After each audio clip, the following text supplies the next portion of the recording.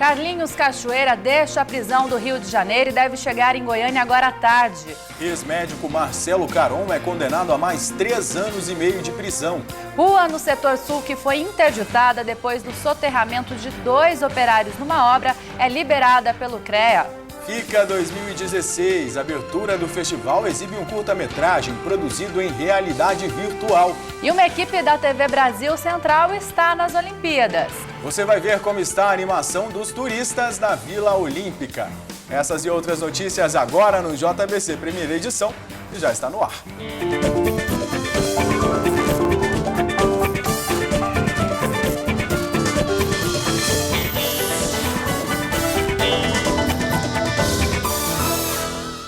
A gente começa essa edição mostrando que a polícia prendeu uma quadrilha que fabricava documentos falsos para esquentar carros roubados. Para saber detalhes dessas prisões, a gente vai ao vivo com a repórter Rafaela Bernardes, que está lá na Delegacia de Furtos e Roubos e tem todas as informações para a gente.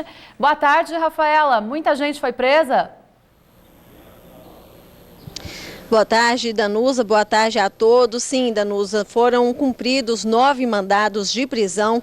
8 dos presos foram conduzidos aqui para a Delegacia de Furtos e Roubos e um 9º integrante dessa organização criminosa já está preso no complexo prisional de Aparecida de Goiânia, ou seja, a Polícia Civil identificou que ele atuava nessa quadrilha de dentro do presídio. Uma curiosidade, Danusa, é que 3 desses presos fazem parte da mesma família. Um pai, que é apontado como um dos líderes da quadrilha, e seus 2 filhos, inclusive a sua filha mulher, faz o curso de Direito e também está envolvida nessa organização criminosa. Segundo a Polícia Civil, as investigações que culminaram com a prisão dessa organização começaram há cerca de 5 meses, mas para a gente ter todos os detalhes desta operação, que começou hoje, logo pela manhã, está ao vivo com a gente o delegado Adriano Costa. Ele é titular aqui da Delegacia de Furtos e Roubos. Boa tarde, delegado. Como que essa quadrilha agia aqui no estado?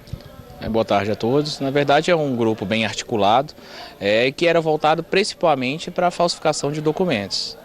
Uma das vertentes de atuação da nossa delegacia não é só prender roubadores, é também atuar à frente a esses grupos que dão liquidez ao roubo praticado anteriormente. Então o indivíduo só costuma roubar ou furtar um veículo porque sabe que vai ser possível esquentá-lo e aí ele vai ter o lucro dele. Então nossa atuação também nos roubadores, mas também nos adulteradores e falsários de documento, que é o caso em questão. No caso, eles não falsificavam só documentos de veículos roubados, não. Eles atuavam em outras vertentes também. Eles falsificam todo e qualquer tipo de documento. Nós temos ali espelhos de carteira de motorista, nós temos espelhos de carteira de identidade e temos inclusive certidões de óbito a serem adulteradas. Isso é importante no contexto da investigação, que mostra que os indivíduos têm a aptidão de sumir com os antecedentes de alguém, porque o indivíduo que está voltado para a prática criminosa, eles dão conta de dar sumiço nele, fingindo que ele morreu, e aí ele tem a ficha limpa novamente, é só dar uma nova carteira de identidade para ele. Então você vê que é possível que esse grupo seja responsável por muitas ilicitudes e por esquentar o nome e esquentar veículos roubados de muita gente. A polícia sabe há quanto tempo eles agiam aqui no estado?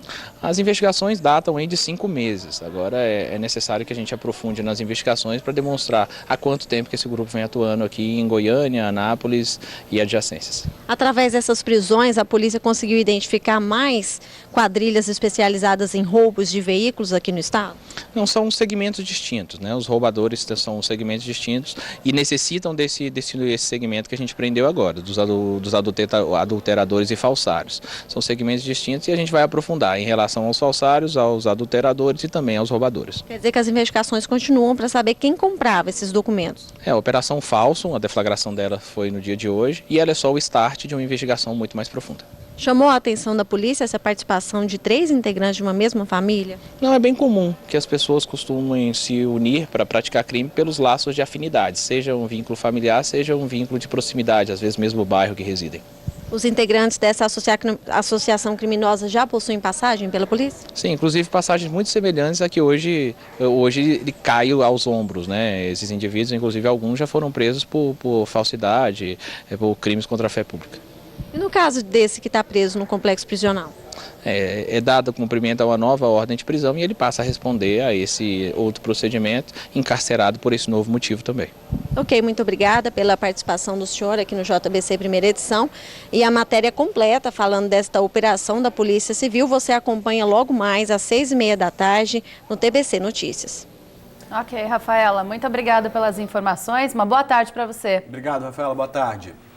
E olha só, o ex-médico Marcelo Caron foi condenado a 3 anos e 6 meses de prisão por lesão corporal gravíssima contra a paciente Sheila Marques Silva. A cirurgia ocorreu em 11 de janeiro de 2000, numa clínica no setor Marista. No entanto, a denúncia só foi aceita mesmo em dezembro de 2005. Segundo a decisão, a vítima passou por cirurgia para redução dos seios e retirada de excesso de pele nos braços, mas acabou sofrendo lesões que comprometeram o movimento do braço esquerdo dela e também deixaram cicatrizes e deformidades. Caron é formado em medicina e fez estágio na área de cirurgia plástica de um hospital em Campinas, São Paulo, mas foi reprovado para a residência na área. Ainda assim, ele fazia as operações alegando ser especialista. A defesa diz que vai pedir que Caron seja liberado da pena, afirmando que o caso já teria prescrito.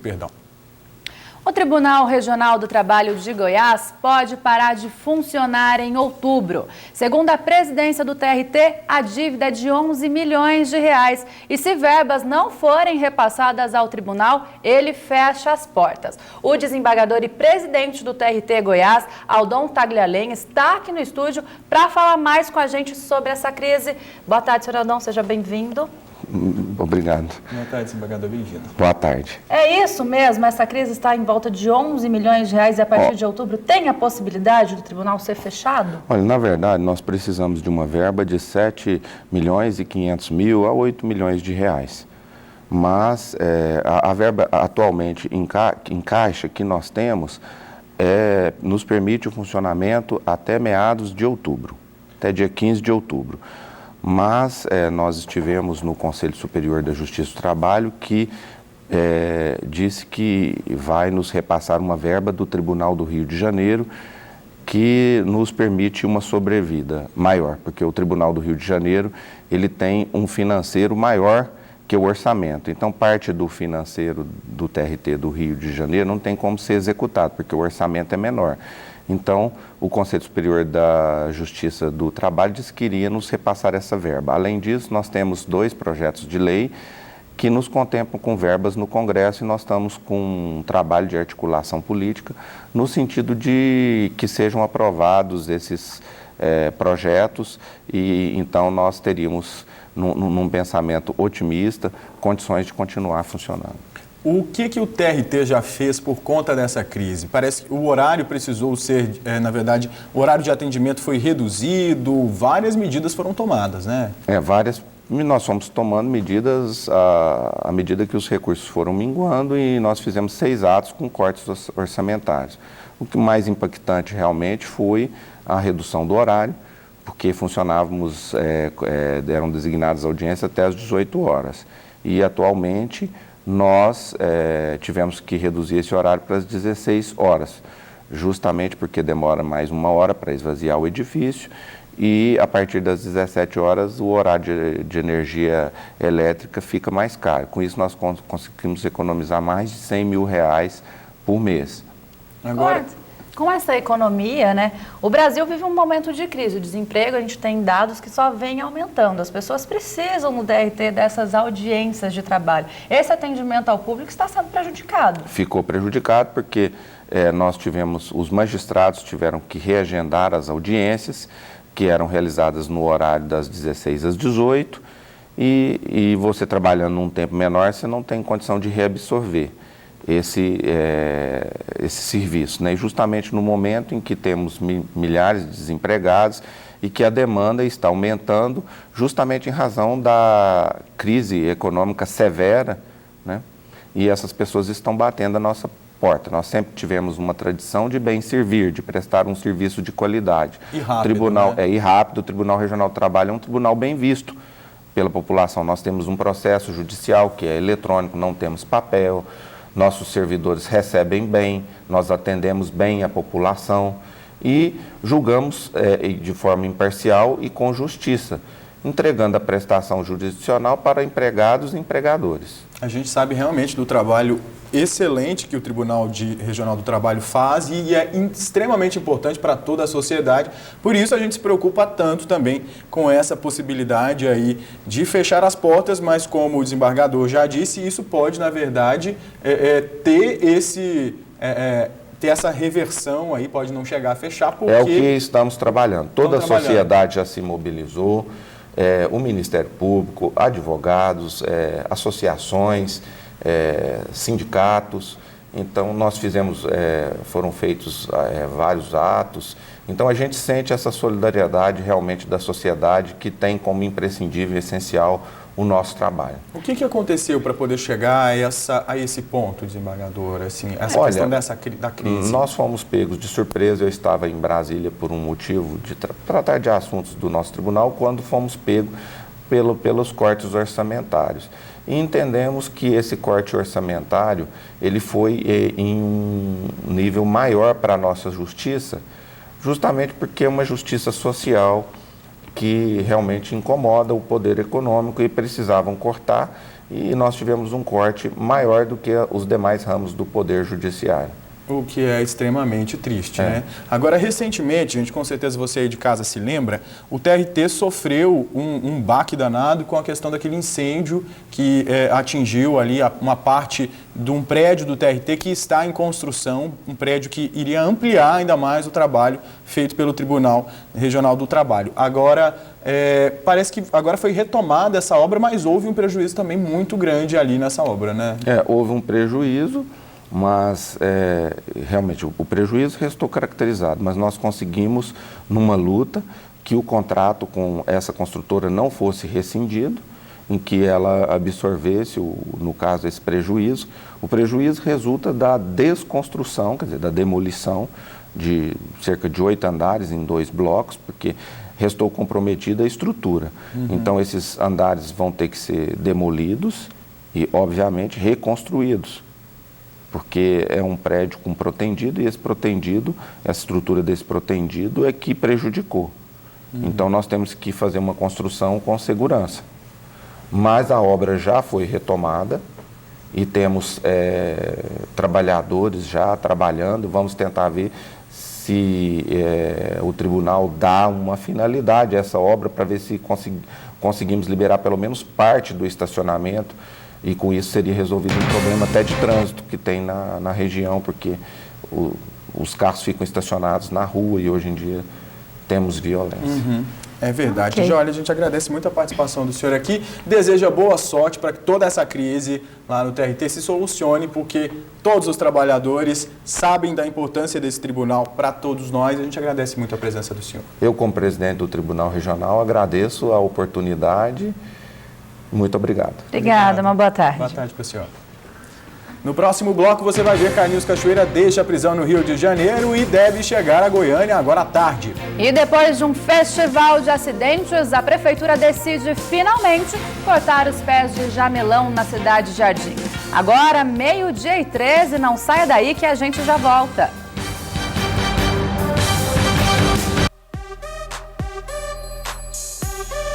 Alô, amigos da TV Brasil Central.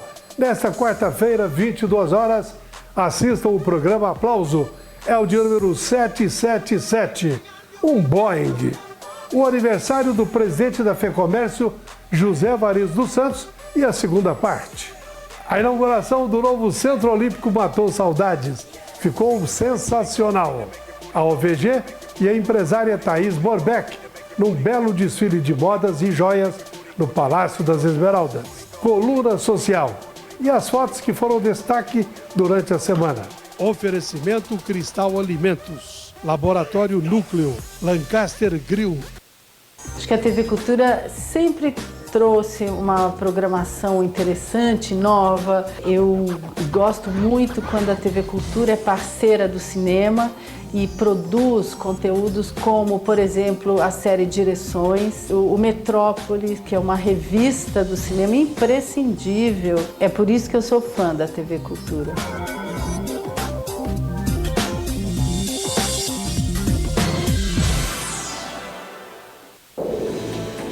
Os trabalhos de preservação ambiental, as pesquisas para salvar a biodiversidade e os projetos de desenvolvimento sustentável. Um compromisso sério com você e com o meio ambiente. Todo domingo, 5h30 da tarde, não perca o respeitado e premiado Repórter Eco. Nesse momento pode ter um grande inimigo aí, dentro da sua casa. E você, não vai fazer nada? Combater a dengue é dever de todos. A água não pode ficar parada e nem você. Evite que locais e utensílios sirvam como foco do mosquito. Repita os seus cuidados frequentemente. Acesse o nosso site para mais informações. E vamos juntos, todos contra a dengue. Quarta, 11h30 da noite. Eu quero cantar na televisão.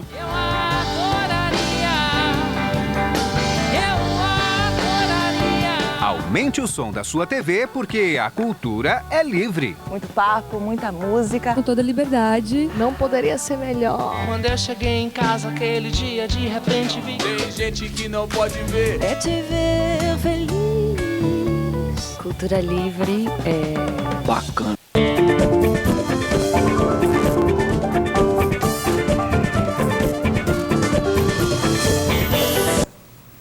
O empresário Carlinhos Cachoeira deve chegar hoje à tarde a Goiânia. Ele teve a prisão preventiva revogada ontem e deve permanecer preso em sua casa aqui na capital até o julgamento. Ainda não foi confirmado se o empresário vai ter que usar a tornozeleira eletrônica, mas ele deve entregar seu passaporte e fica impedido de deixar o país.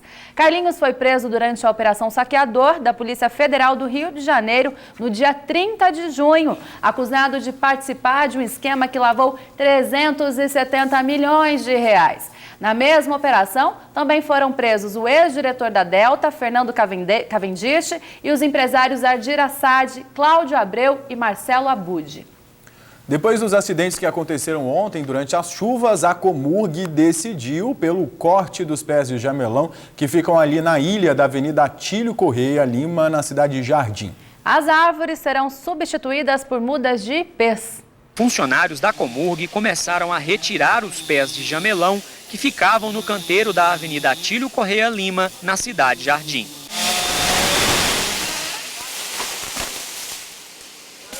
A população está pedindo. Todo dia a população clama para a substituição desses jamelões, tanto aqui quanto em toda a cidade.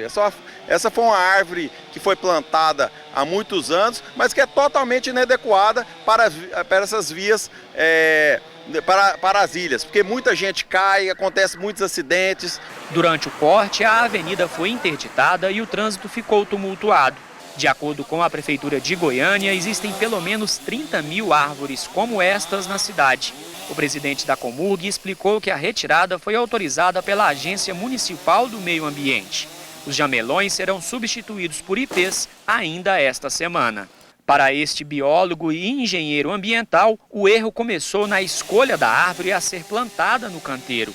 Mesmo assim, ele não aprova a retirada. É uma situação de risco, realmente você faz o transplante, não a supressão, o corte, como a gente observa aí na cidade com outras espécies, como a paineira, que os periquitos estão até hoje sem alimento.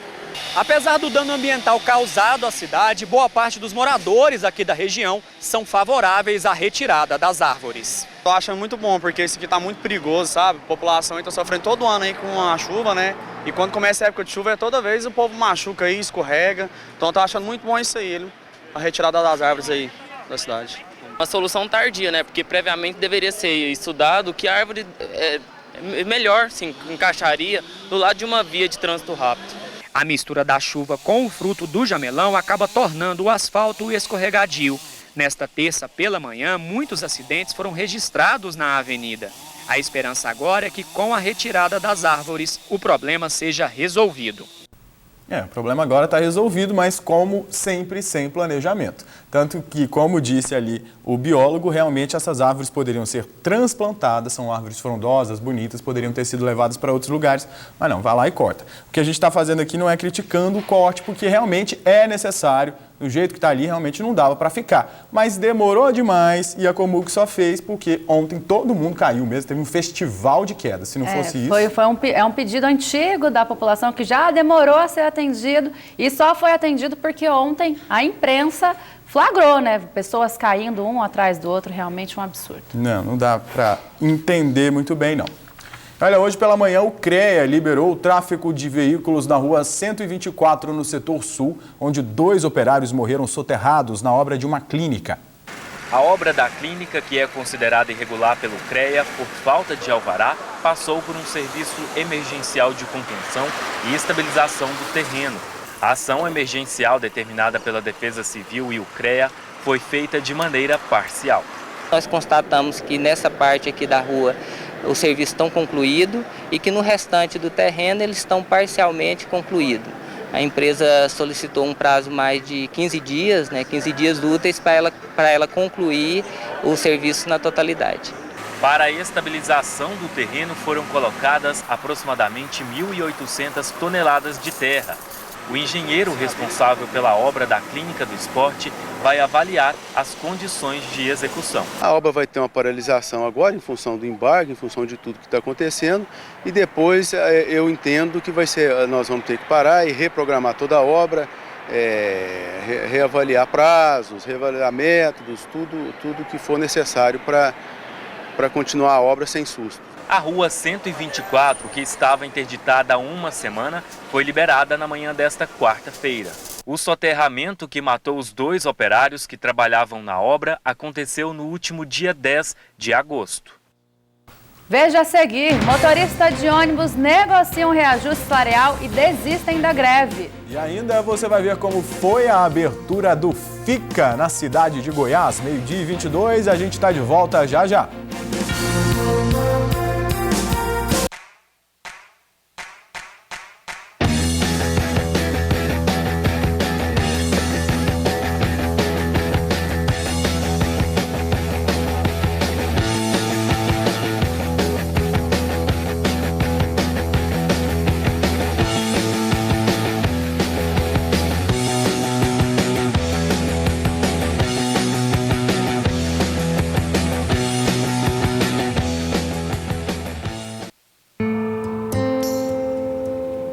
Mulher só sabe pilotar fogão.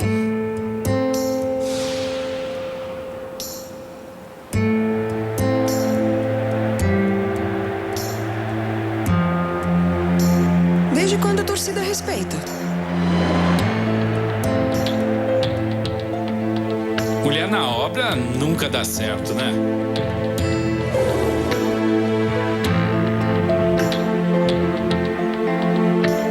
Nenhuma mulher chegou à diretoria. Está na hora de derrubarmos mais um rótulo: a desigualdade na política. Nós já tivemos várias conquistas, mas precisamos ir em frente. Faça você parte das decisões do seu bairro, da sua comunidade, do seu município. Quanto mais participação feminina na política, mais democracia. Justiça eleitoral, a justiça da democracia. A TV Cultura sempre se destacou por ser realmente um espaço dedicado à educação. Isso tanto na cobertura jornalística sobre o tema, muito qualificada, como também na sua grade de programas educativos para as crianças e jovens, que é mega reconhecido.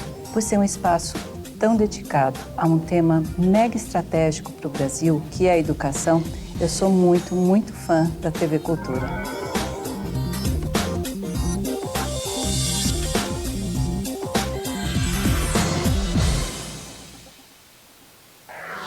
Para entender o passado, é um fenômeno que merece um estudo. Compreender o presente. A gente tem o hábito de achar que tudo que aconteceu na história aconteceu porque tinha que acontecer. E se preparar para o futuro. As gerações futuras têm o mesmo direito que a nossa geração tem. Invenção do contemporâneo. O que a gente procura é ter uma melhoria de qualidade de vida. Quarta, 00:15.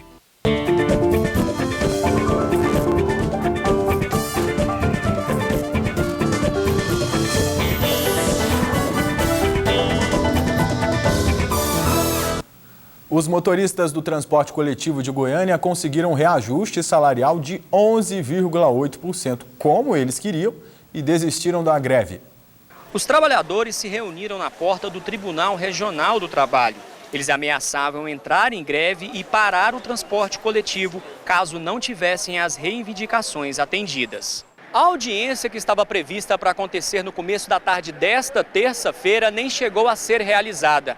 O presidente do Sindicato das Empresas de Transporte aceitou a proposta dos motoristas. O reajuste salarial será de 11,08%. Eles também receberão um aumento no ticket alimentação de 20%. Foi tensa, chegou ao ponto de greve, de ter que avisar a população, a imprensa, as autoridades, todo mundo. Mas nos últimos dias agora, com a mediação do tribunal, facilitou muito. Até porque essa proposta sai de dentro da categoria, ela é uma proposta intermediária. O pessoal todo mundo já aceitava ela. Com o acordo, a possibilidade de greve foi suspensa. Os motoristas comemoraram os reajustes. Em parte isso foi positivo, porque a gente esperava que fosse retroativo a março, né? Como a nossa database ela é em março. Mas atendeu à expectativa da categoria, porque veio uma proposta de 20% no ticket, né? E isso, com o passar aí ao longo de 6 a 7 meses, a gente é capaz que recompensa o que era para ter sido de retroativo de março até julho, né? Uma operação da Agência Municipal de Meio Ambiente, em parceria com a Polícia Militar, interditou parcialmente 3 restaurantes em Goiânia. Os estabelecimentos ficam no setor marista e foram embargados ontem à noite. Segundo a AMA, eles não têm autorização para tocar música ao vivo nem colocar som mecânico. Agora, os donos das empresas têm que obedecer às normas da AMA para poder voltar a oferecer qualquer tipo de música nos estabelecimentos. Se descumprirem, eles podem ser multados.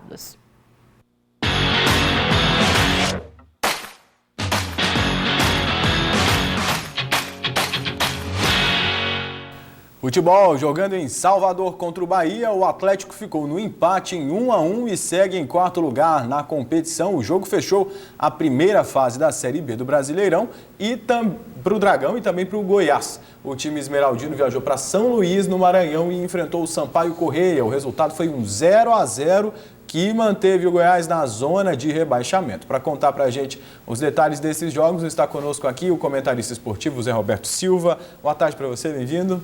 Boa tarde. Boa tarde, Zé Roberto. A gente agradece a participação aqui com a gente. O Atlético na verdade, conseguiu se manter aí naquela mesma situação, que é uma situação confortável, né? Nesse período aí de recesso, digamos assim. O Atlético só tinha a ganhar com esse jogo, porque essas 2 partidas que fecharam ontem a primeira metade da Série B do Brasileirão eram jogos atrasados, que já deveriam ter acontecido. Os outros 8 jogos da rodada aconteceram lá atrás, há 2 semanas ou mais. E aí, esses 2 jogos ficaram atrasados, cada um por sua razão, que agora não vem ao caso, mas o Atlético ele só tinha a ganhar. Era o 4º colocado, se vencesse a partida seria o 2º. Empatou o jogo, se igualou ao 3º CRB e abriu mais um ponto em relação ao 5º. Então o Atlético hoje está empatado com o CRB, que é o 3º colocado com 33 pontos, e tem 3 pontos a mais que o Brasil de Pelotas, que também surpreende, sendo o 5º colocado com 30. E esse jogo com o Bahia foi dentro do que eles esperaram? Foi um jogo pegado, 1-1?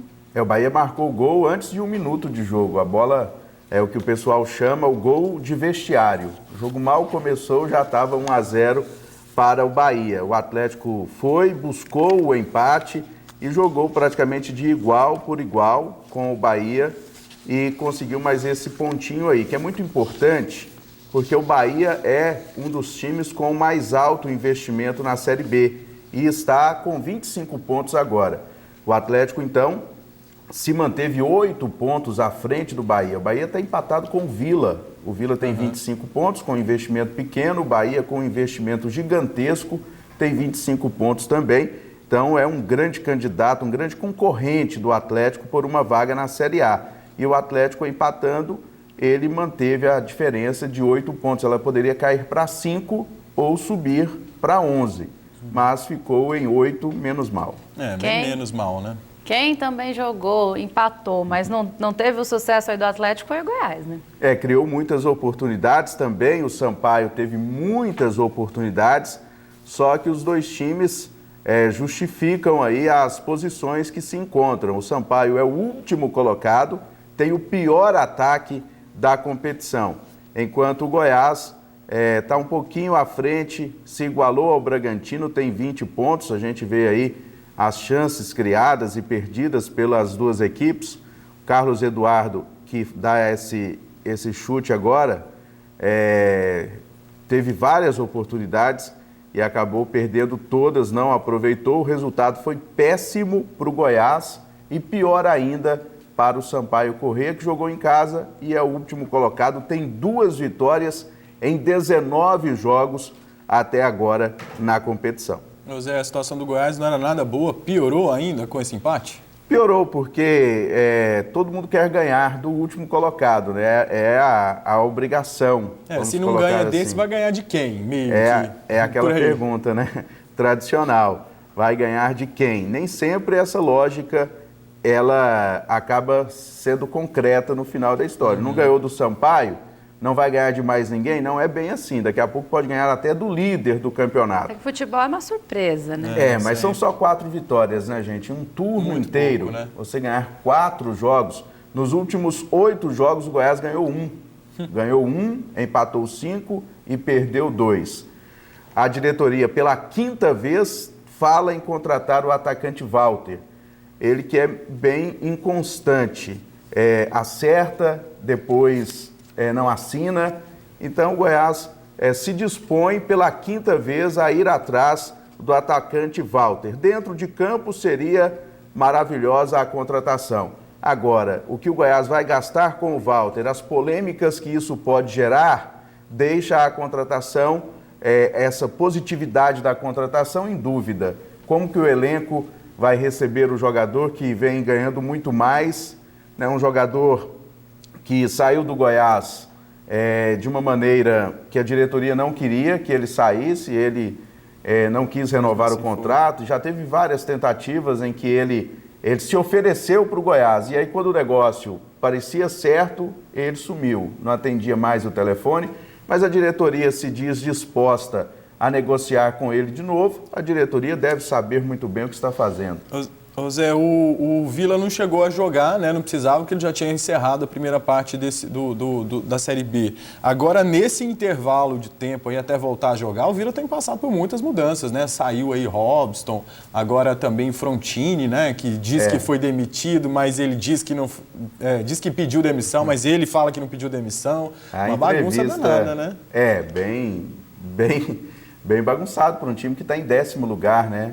Parece que quando o Vila não tem problema, eles conseguem arrumar o problema. Eles vão e buscam, não fica sem. Vai atrás e, olha, chega, você consegui, tem um novo problema para a gente. Então, a entrevista ontem do Guto Veronese, me parece que só ele entendeu, o presidente do Vila. Ele disse que o Frontini falou que queria deixar o Vila. Mas aí, sem nenhuma assinatura, não houve nenhuma assinatura, o presidente do Vila convocou uma coletiva para explicar a situação e, para ele, a palavra do Frontini é definitiva, sendo que o jogador não assinou documento nenhum e chegou lá ontem para treinar. E o presidente disse que tem testemunhas, então uma confusão sem nenhuma necessidade. O Frontini revelou que tem meses aí para receber salário atrasado, uma situação desagradável para qualquer profissional. E ainda mais para um ídolo da torcida do Vila. O Vila subiu para a Série B em 2013, ganhando um jogo de 2-0. Os 2 gols foram do Frontini. Em 2015, o Vila voltou a subir para a Série B, porque caiu em 2014, quando o Frontini não estava, com 2-1 em cima da Portuguesa.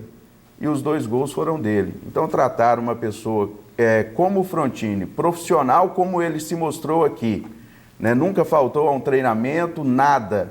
A gente não ouve falar nada dele. Dessa maneira, realmente a gente fica sem entender. Pois vai saber o que dá, né? Mudando um pouquinho de assunto, saindo aqui do futebol estadual, falando de Olimpíadas. Ontem as meninas do Brasil não conseguiram passar pela Suécia, né? Agora vão disputar Infelizmente, que jogo. Infelizmente, não. O final foi triste, viu? Eu fiquei chateado.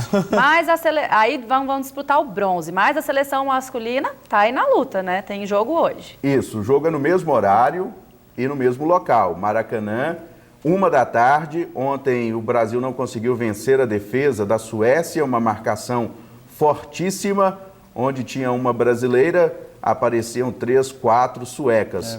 Hoje o jogo é entre Brasil e Honduras. A seleção hondurenha perdeu um jogo até agora, que foi para Portugal. Portugal acabou eliminado nas quartas de final, mas na primeira fase, Honduras foi derrotada pela seleção portuguesa. Mas, por outro lado, foi a seleção responsável pela eliminação da Argentina. Claro que a Argentina não deu a mesma atenção para a Olimpíada que o Brasil deu no futebol masculino.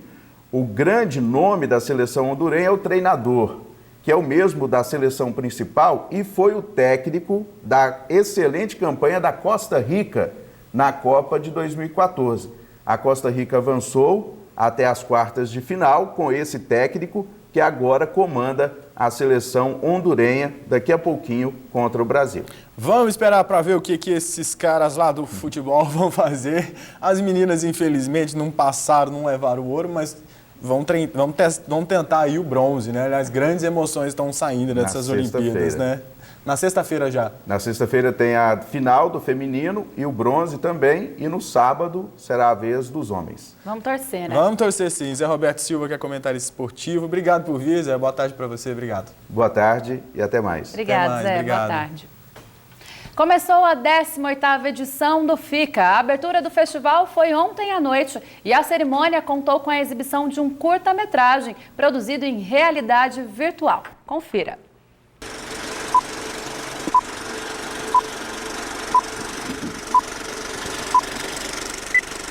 A cerimônia que aconteceu no Cinemão marcou oficialmente a abertura da 18ª edição do FICA.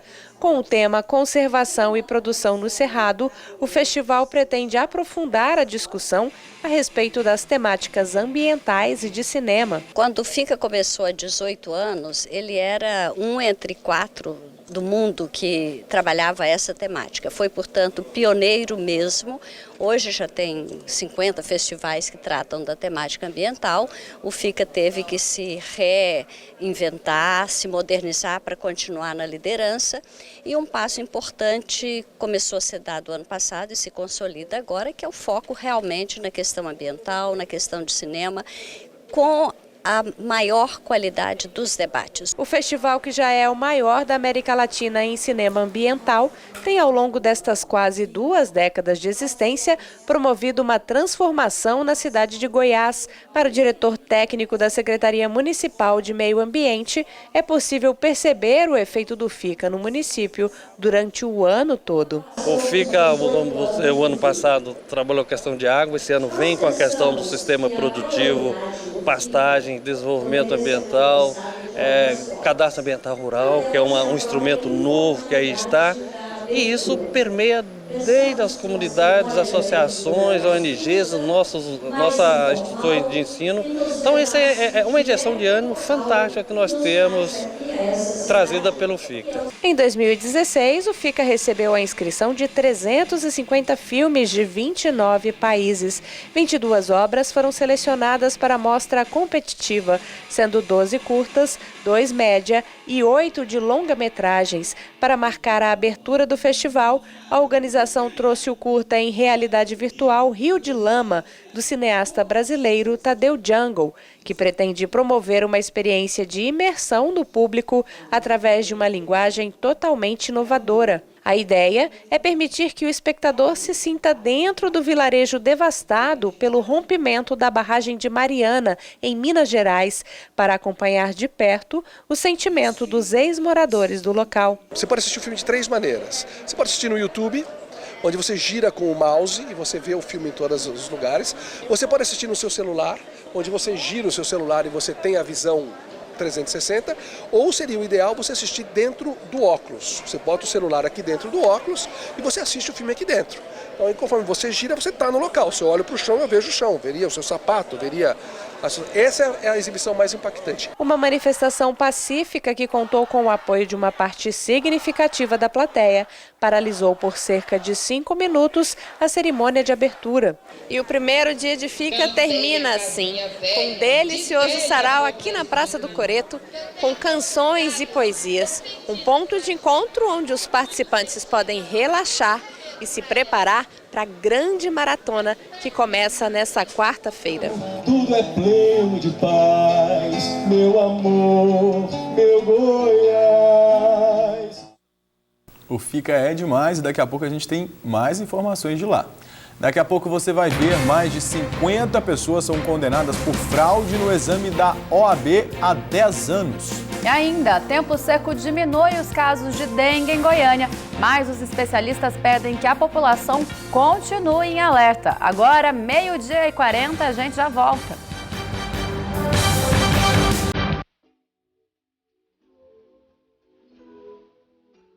O autismo é um transtorno que atinge cerca de 2 milhões de pessoas no Brasil. Atualmente, não existe uma estatística de quantos somos em Goiânia e região metropolitana. Por esse motivo, criamos a campanha Cadastre Seu Autista, www.amigodosautistas.com.br.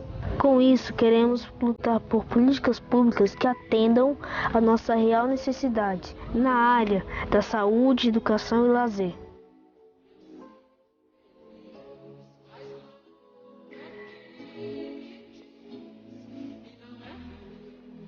Queridos pais, nós precisamos muito do cadastro. www.amigodosautistas.com.br.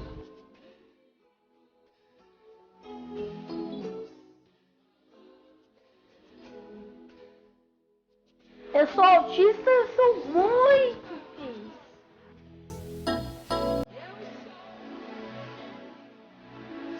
Nunca desista da vida, nunca desista de nós.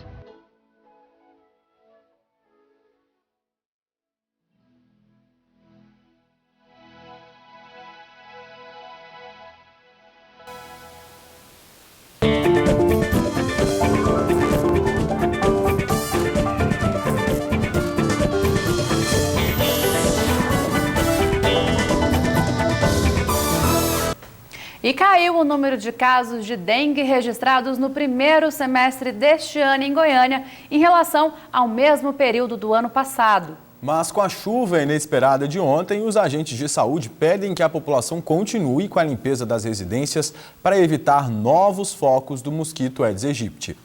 A chuva inesperada dessa terça-feira pegou o Jaime de surpresa. Foi de surpresa, que eu não esperava não. Eu achei que estava fazendo barulho de banho, eu queria dormir e o barulho de banho era os trovão.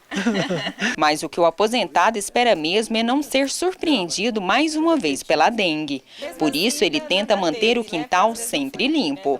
Sempre dá uma olhadinha assim, né? E procura, né? Olhar aí tudo aí, mas sabe, o imóvel não é meu, né? A gente limpa aqui. A Secretaria Municipal de Saúde também está preocupada com o problema. Do início do ano até agora, 57.119 casos suspeitos de dengue foram notificados.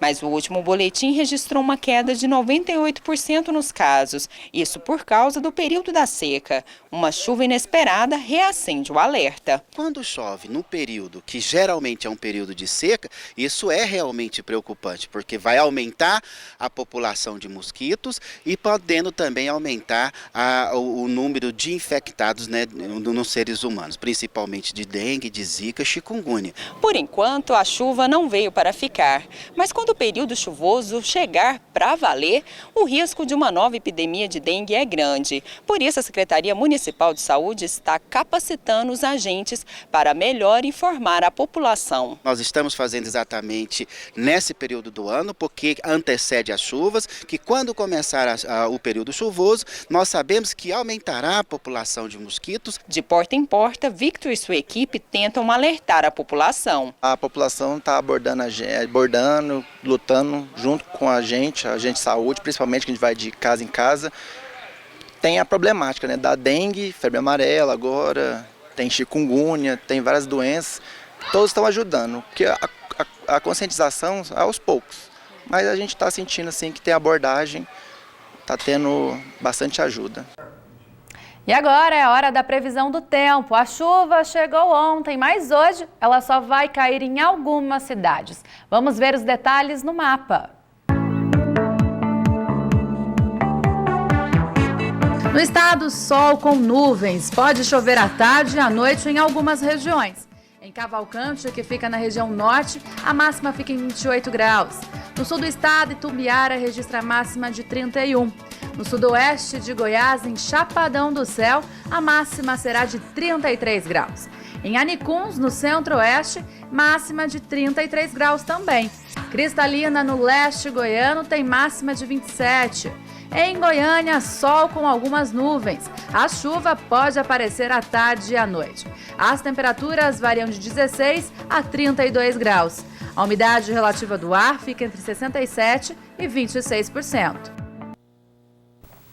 O Ministério Público Federal conseguiu a condenação de mais de 56 envolvidos num esquema de fraude no exame de ordem da OAB feito 10 anos atrás. Na época, 102 pessoas foram acusadas de oferecer dinheiro para serem aprovadas na segunda fase da prova. Algumas chegaram a pagar R$15 mil. Segundo o Ministério Público, até agora 66 pessoas foram condenadas por corrupção ativa e passiva.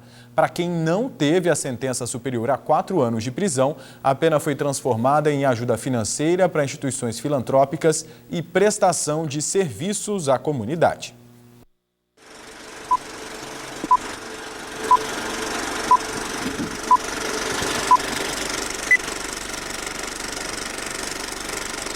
E a gente volta a falar do FICA. Hoje começa a mostra oficial de filmes no festival. E quem traz para a gente as informações é o nosso colunista de cinema, Jarléo Barbosa, que está na cidade de Goiás.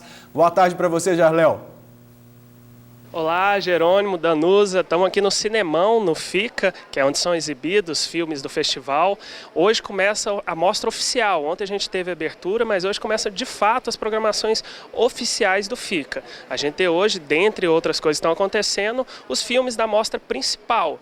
E para quem não sabe, dentro da mostra principal a gente tem a exibição também de filmes goianos. E hoje eu estou aqui conversando com um dos diretores de um dos filmes que vão passar aqui, que é o Jonatas Borges, que está com o filme Ensaio sobre o Fim de um Fim de Mundo. É isso, né? Conta pra gente um pouco sobre esse filme seu que vai ser exibido hoje aqui no Cinemão. Cara, então, a ideia de fazer o filme, primeiramente surgiu é um roteiro do Getúlio Ribeiro, que é um ex-aluno lá do curso de Cinema e Audiovisual, da UEG. E ele meio que na confiança liberou o roteiro pra gente e a gente foi fazendo meio que na tora mesmo, assim, né?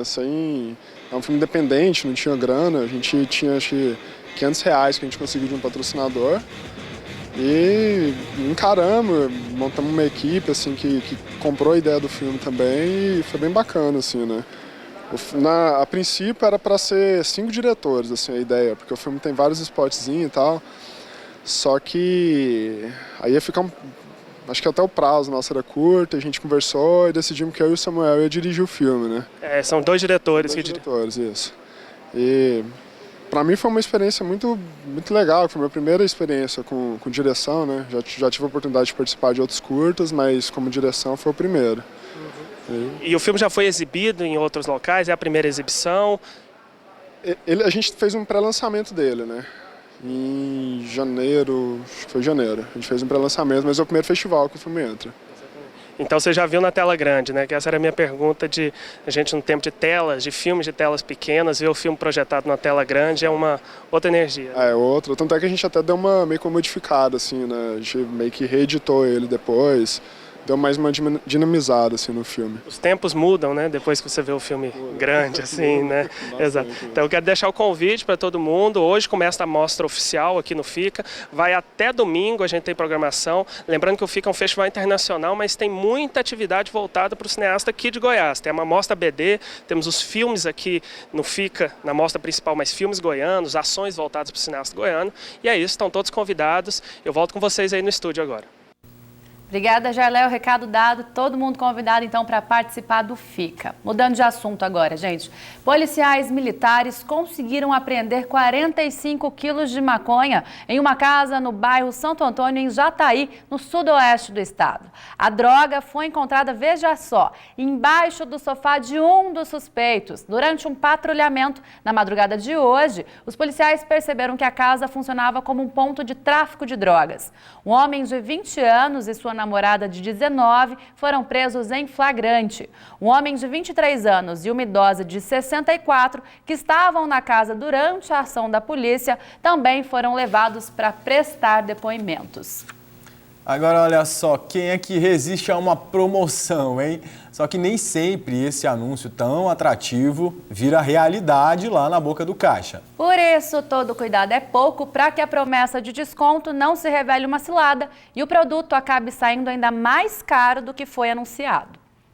Quem está acostumado a ir às compras, vez ou outra, se depara com algum tipo de promoção que no final não era exatamente o que a propaganda anunciava. Às vezes na prateleira está um preço, aí a promoção é outro preço. Vai no supermercado ver o produto e não é aquele que corresponde com o que está no encarte, não cobra. Daí você pensa que está pagando um preço, chega lá é outro. O presidente do Instituto Brasileiro de Estudo e Defesa das Relações de Consumo de Goiás diz que o consumidor deve ficar atento para não cair em ciladas.